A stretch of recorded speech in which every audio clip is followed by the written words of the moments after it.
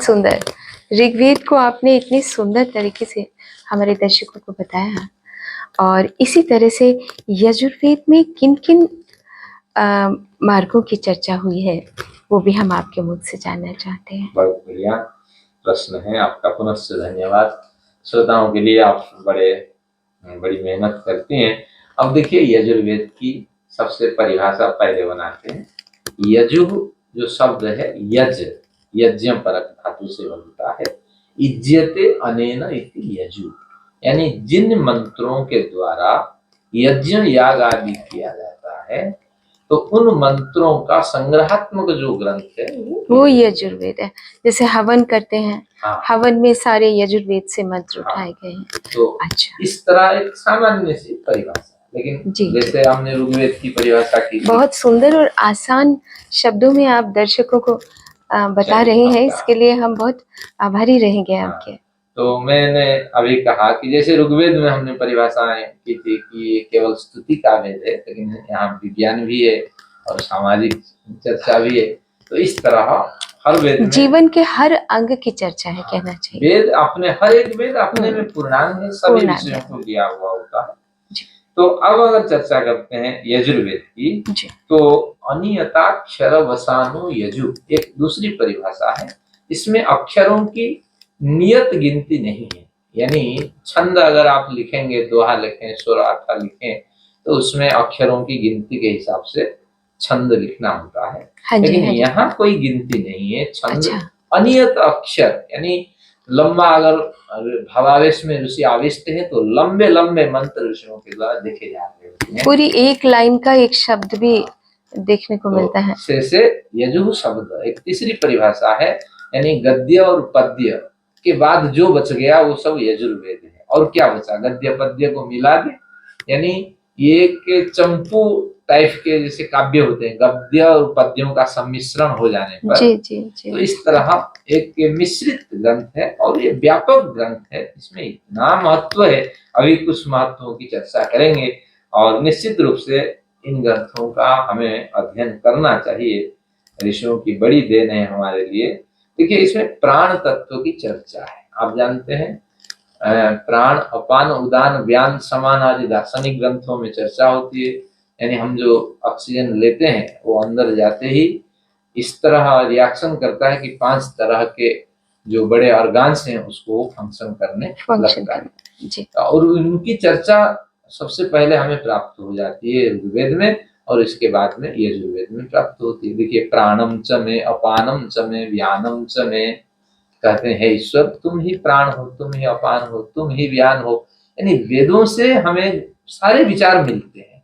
उसके आधार पे हम फिर आगे क्या करते हैं, अपने ग्रंथ बनाते हैं। हजारों ग्रंथ बाद में बने गए। भारत में क्या, विश्व में भी जितने ग्रंथ बने हैं, तो सबसे अधिक ग्रंथ वेदों के उपजीव्य हैं, वेदों को आधार करके लिखे गए हैं। तो निश्चित रूप से यहाँ प्राण विद्या है। मनस्तत्व की भी समीक्षा है। तन में मनः शिव संकल्पमस्तु, प्राय मंत्र सब जानते हैं।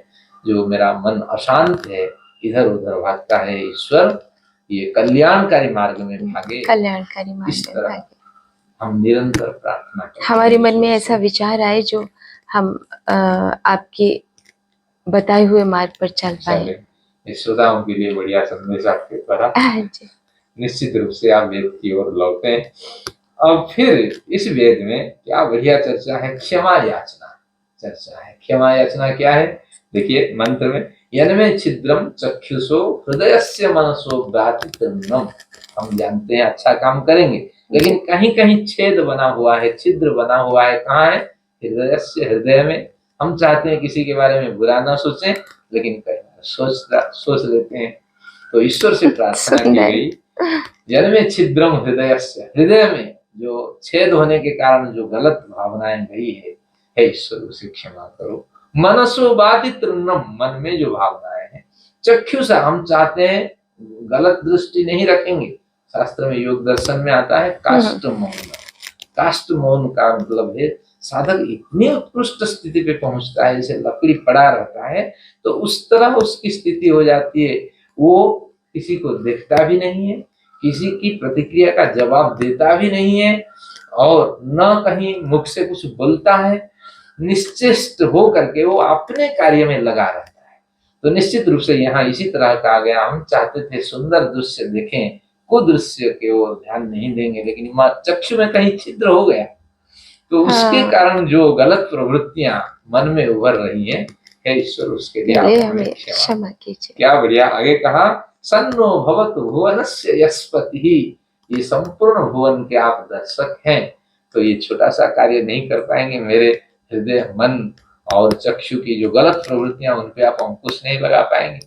1 करोड़पति से अगर हम 100 रुपए की मांग करेंगे, क्या पूर्ति नहीं होगी? तो संपूर्ण विश्व की निगरानी रखने वाले हे ईश्वर, आपसे प्रार्थना है इन की गलतियों का अवयवों को शुद्ध करें और शुद्ध मैं करें। सन्मार्ग पे चलूं। और ईश्वर समर्पण का यहाँ बढ़िया मंत्र मिलते हैं, आयुर् में पाही प्राणम में पाही। हे ईश्वर, मैंने सब कुछ आपको समर्पित कर दिया, मेरी आयु की वृद्धि करो, मेरे प्राण की वृद्धि करो। फिर कहते हैं चक्षुर में पाही श्रोत्रम में पाही, मेरे नेत्र को सन्मार्ग पे लगाओ और नेत्र रोशनी दृष्टि, प्रदान हाँ, करो। रोशनी प्रदान करो, नेत्र दृष्टि म्लान न हो। तो आगे कहा, मनो में जिन्नोम आत्मानम में पाही, मेरी आत्मा की रक्षा करो और मेरे मन को जिन्नो प्रीणने, मेरे मन को प्रसन्नता से भर दो। ज्योतिर्मय अच्छा, मुझे सुंदर मार्ग दिखाओ, जिस रास्ते पे मैं चला जाऊं। और वो एक मंत्र भी है उसमें, ओम वाक वाक, ओम चक्षु हाँ, चक्षु, ओम इस कर्णो, तरह मंत्र ओम मिलते हैं। श्रोतः, ओम संध्या को बाहुव्याम करेंगे। यशोवलम। तो इस तरह इसमें ईश्वर समर्पण के विचार मिलते हैं। और यजुर्वेद में हमने पढ़ा था, यज्ञों पर तो मंत्र है ही, साथ में ईशोपनिषद यहाँ यजुर्वेद का प्रमुख ग्रंथ है। इसमें कर्म की उपासना, देखिए क्या सुंदर कहते हैं, कुर्बन नेवेह कर्माणि जिजीविषेत् शतम समा, शतम समा, 100 वर्ष पहले तुम्हें मरना मत, ये संकल्प लेके चलना है। चलना शुरू तो करना कैसे है। होगा? शरीर आपका स्वस्थ रहेगा, सुपाच्य भोजन 100 लेंगे। वर्षों की आयु, हाँ, अच्छे कर्म करने के लिए। कम से कम जी जी। अगली यात्रा आपके बेहतरीन हो, तो इसके लिए आपको दीर्घायु जीना है। और दीर्घायु के लिए कितना कौन जिए पता नहीं, लेकिन ऋषि कहते हैं कम से कम 100 साल मान के चलो। ये शरीर, ये अगर हमने ये लिया, बेड लिया, कम से कम तो मेरी आयु इस बेड में गुजर जाना चाहिए। तो ऐसे सामान, ड्यूरेबल सामान खरीदो, तो शरीर को ऐसा ड्यूरेबल बनाओ कि 100 न जी सके, लेकिन लंबी आयु तक तो ये शरीर जिए। तो इस तरह उन्होंने कहा कि गलत व्यसन में नहीं फंसना, क्योंकि आयु घटती है। दिनचर्या व्यवस्थित रखना, युक्त आहार विहारस्य, आहार भी आपके सुपाच्य और शरीर के अनुकूल होना चाहिए। जी। और आहार विहार का मतलब व्यायाम आदि होना चाहिए। युक्त चेष्टस्य कर्मसु युक्त स्वप्नावबोधस्य, रात में ज्यादा देर तक अवबोध है, जागना मत। और नियत समय पे सोना, नियत समय ये तो पे आजकल का चलन है कि रात भर जागना। तो निश्चित रूप से वेद के विपरीत दिशा में हम जा रहे हैं। अगर हमने लंबी आयु के साथ जीवन धारण नहीं किया, तो अगला जन्म हमारे हाथ से फिसलने वाला है। कहीं गंदी नाली के हम कीड़े भी बन सकते हैं, कहीं कुत्ता भी बन सकते हैं, सुअर बन सकते हैं, क्योंकि हम ही अपने आत्म कल्याण के लिए कुछ नहीं कर रहे हैं। तो इस तरह कहते हुए कहते हैं, कुर्बन नेवेह कर्माणि, 100 साल यानी लंबी आयु तो जियोगे, लेकिन कर्म करते हुए। तो कौन सा कर्म करते हुए 100 साल जीना है?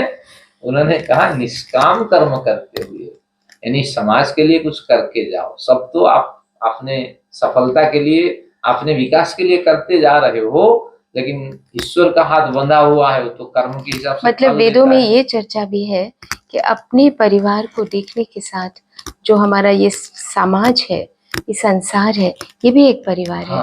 और इसके लिए आपको समय निकालना ही है। स्पष्ट ही कहा गया, 100 साल तुम जियोगे, अपने कल्याण करके जियोगे। आप ही के नौकर चाकर आपकी गालियां देंगे, ये बुढ़िया बुढ़ी मरती नहीं है, ये बुढ़ा मरता नहीं है, लेकिन इस ओर ध्यान नहीं है। तुम 100 साल जियोगे, तुम मर जाने के बाद भी 100 व्यक्ति तुम्हारे जाने के बाद रोएंगे।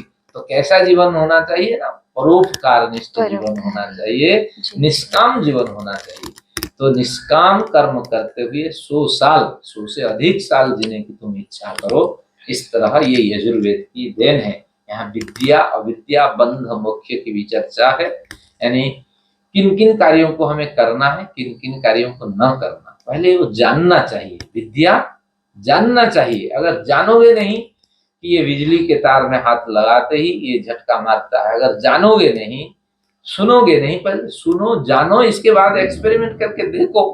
बिल्कुल हाँ, बिल्कुल तो ये बिल्कुल। विद्या है। और अविद्या को भी जानो, हमारे लिए घातक चीज क्या क्या है। पहले जानना है, सुनना है, हाँ, समझना है, फिर और आप अप्लाई फिर करके अपने देखो। शरीर में उसको अप्लाई करना है। जी और बंध मुख्य इनके मार्ग को निर्धारित करता है कि मृत्यु से पूर्व आपके संपूर्ण कर्मों का हिसाब किताब होकर के आपके सामने एक नया कलेवर आके प्रस्तुत होता है।